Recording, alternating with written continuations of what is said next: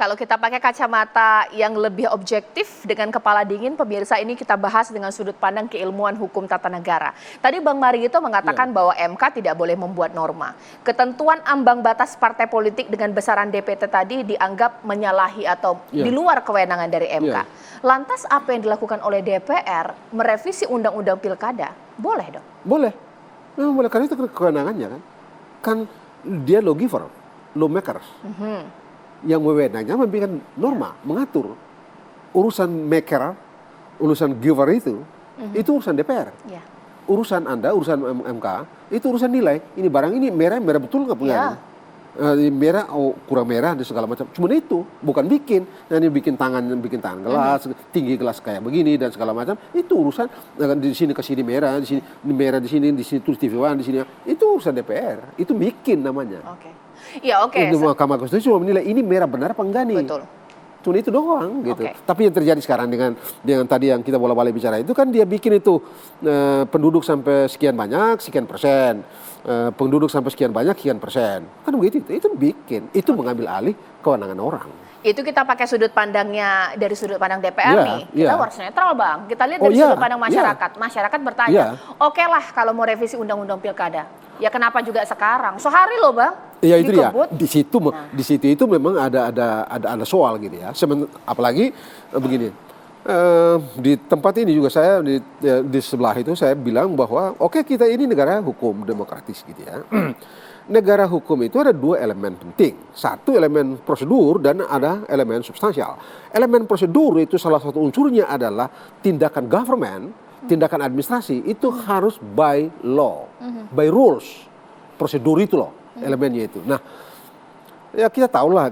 Saya mula-mula itu baru tahu di sini di Aki Pagi kalau tidak salah 2 hari lalu itu bahwa RUU ini perubahan ini ternyata diajukan sejak September tahun lalu gitu, lalu terhenti karena ada putusan Mahkamah Konstitusi juga yang mengatakan bahwa jadwal pemilu tidak bisa dipercepat gitu. Lalu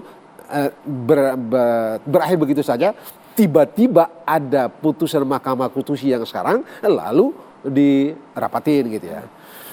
Nah, problemnya adalah itu berarti isu yang kemarin yang sekarang kita bicarakan itu kan pasti tidak tercantum di dalam naskah akademik perubahan undang-undang yang mereka bikin itu. Revisi undang-undang pilkada kemarin itu. Nah, itu kan berarti ada masalah kan itu. Ada masalah dari segi prosedur gitu ya. Jadi betul Anda punya kewenangan, tetapi penggunaan kewenangan itu mesti ada prosedurnya, mesti by rules, by law. DPR dan itu yang tidak terpenuhi. Betul, DPR punya hak, masyarakat juga punya hak. Ketika ada yang tidak sesuai menurut masyarakat, biasanya masyarakat melakukan aksi demonstrasi. Tapi yang menariknya, dan Bang Margarito, betul? Aksi itu menghasilkan DPR mundur. Betul. Tidak menggunakan wewenang mereka gitu ya. Karena Anda punya hak, Anda punya wewenang, Anda mau pakai. Anda tidak pakai urusan Anda. Dan menarik pemirsa, dari aksi massa yang terjadi kemarin pemirsa, ada beberapa orang yang diamankan oleh aparat kepolisian. Tapi di hari ini, Sufmi Dasko Ahmad menjamin seluruh pihak atau kelompok masyarakat yang diamankan oleh aparat kepolisian dijamin untuk dibebaskan pemirsa. Ayo kita dengar pernyataan berikut ini. Dan kami tadi barusan berkoordinasi, diberikan informasi mengenai adik-adik yang diamankan di sini. Dan pada hari ini sekaligus kami ingin meminta kepada pihak kepolisian agar adik-adik yang ditahan dapat segera dikembalikan ke rumahnya sepanjang tidak ada pelanggaran tindak pidana yang berat. Demikian. Dan kami akan menjamin sebagai penjamin untuk mereka dikeluarkan. Dan kami juga berterima kasih kepada pihak kepolisian yang kemarin telah sama-sama menjaga aksi dengan sangat baik di gedung DPR. Demikian. Oke, sekarang situasi sedikit lebih tenang ya Bang ya. Yang jadi problem adalah saya rasa suasana kebatinan KPU dan bahkan KPU di daerah tidak setenang batin kita. Karena mereka harus memposisikan diri, lantas akan merujuk kepada apa? Kalau yang angka-angka itu tadi, yang persen-persenan itu gitu ya, yang daerah berapa, daerah yang jumlah penduduknya sekian, partai politik yang bisa maju itu berapa persen gitu ya, jumlah perolehan suaranya berapa persen baru bisa maju di daerah. Itu sih mudah. Kalau bagi saya yang itu mudah. Yang rumit itu penentuan usia calon. Itu rumit. Kenapa? Mengapa rumit? Kenyataan sekarang ini, kenyataan hukum yang faktual sekarang ini adalah pasal yang mengatur di dalam undang-undang pilkada gitu, yang mengatur usia pendaftaran, mengatur bahwa pada waktu pendaftaran usianya mesti 30. Gitu ya. Sementara Mahkamah Agung bilang di dalam putusannya itu mengatur berisi usia 30 itu pada saat pelantikan. Beda kan? 30 saat pendaftaran dan 30 saat pelantikan. Ini beda nih. Ini undang-undang tidak berubah. Tapi ini juga hukum. Hukum mana yang mau dipakai? Hukum mana yang dipakai gitu ya. Tadi saya bilang, kalau pakai yang 30, yang pakai yang Mahkamah Agung, ada problem. Kenapa? Ada problem. Ada problem ikutan. Apa problem ikutan itu tadi? Itu tadi saya bilang, kalau dia daftar pada waktu tanggal 29 dia daftar. Usia pada tanggal 29 itu dia usianya baru 29 tahun 2 bulan misalnya. Baru 29 tahun 2 bulan. Belum 30 itu. Secara normatif sah mendaftar. Karena pada waktu pendaftaran itu tidak diikat dengan syarat rigid umur.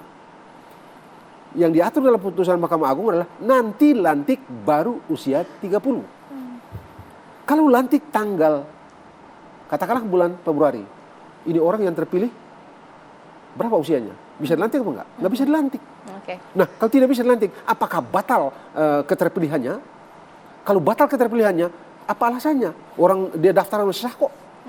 Nah, itu yang saya rasa sekarang ini pusing kepala teman-teman di KPU itu. Untuk itu, di tengah kebingungan tersebut, sudah sepatutnya dong KPU menciptakan atau mengeluarkan PKPU menjadi jalan tengah untuk yang ini. Untuk yang usia ini. Okay. Di sini rumit memang. Kalau yang tadi yang itu ambang batas itu simpel. Itu kan krusial, Bang. Tidak krusial. Hingga 10. Tidak krusial, kan tinggal tambah-tambah aja nih. Okay. Tapi kalau yang ini kan undang-undang tidak berubah. Yang diatur dalam undang-undang yang usia 30 tahun itu tidak berubah. Tapi pada saat pendaftaran. Di PKPU yang di-challenge ke Mahkamah Agung bilang 30 pada saat pelantikan. Nah, bagaimana itu? Sementara norma di undang-undang tidak berubah. Ya dirubah di PKPU sini. Ya. Bang. Begitu itu, coba. Abang coba membayangkan sebagai ketua KPU saat ini.